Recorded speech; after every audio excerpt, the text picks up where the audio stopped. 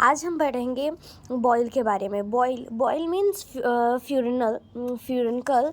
इसका डेफिनेशन ये है कि ये एक एक्यूट स्टेफाइलोकोकस इन्फेक्शन है, हेयर फॉलिकल्स में होता है, जहाँ पे पेरीफॉलिकुलाइटिस हो जाता है। ये जो इन्फेक्शन होता है ना, उसके बाद में उसमें पस फॉर्मिंग हो जाता है, देन सेंटर में नेक्रोसिस हो जाता है।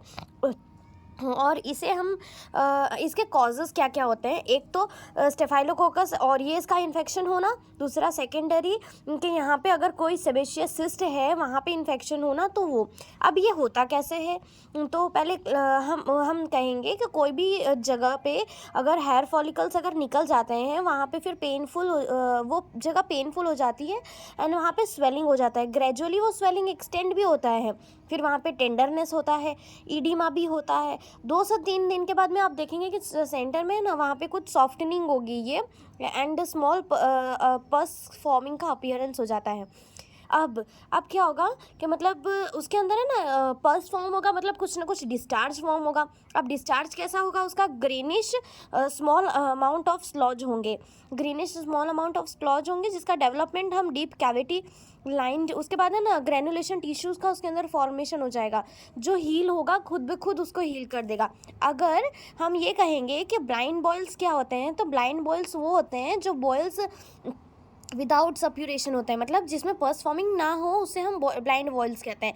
एंड देन स्टाई किसको कहते हैं, staphylococcus infections of the eye lashes जो होती हैं ना, वहाँ पे अगर जैसे आई लैशेज अगर निकल गई हैं, और अगर आई लैशेज निकल गई हैं और वहाँ पे स्टेफाइलोकोकस इन्फेक्शन हो गया है, तो उसे हम बोलेंगे स्टाई।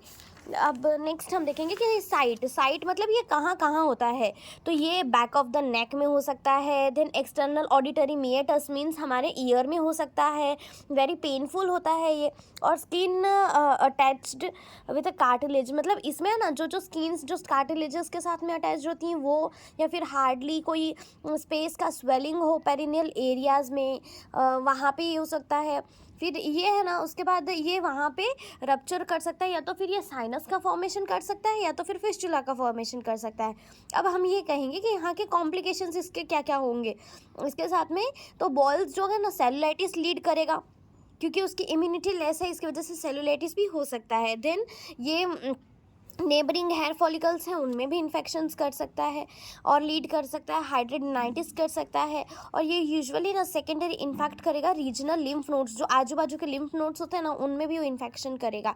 अब इसके ट्रीटमेंट के लिए हम क्या करेंगे, हमें पता है कि जनरल पहले तो पेशेंट की हेल्थ हम ठीक करेंगे, इम्प्रूव करेंगे। एज बॉयल्स जो है वो इंडिविजुअल विथ डेबिलिटी और इलनेस फॉर्म करता है, ड्रेनेज करेंगे, हम इंसिजन करेंगे, उसको बाहर निकालेंगे।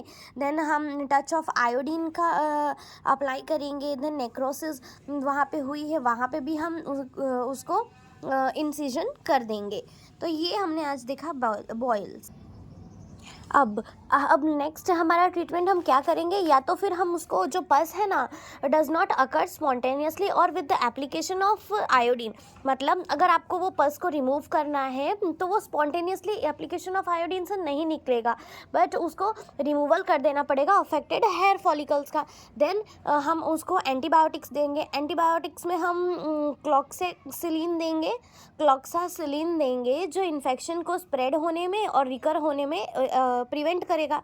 Then after escaping the pus affected part should be clean with the हेक्साक्लोरोफेन।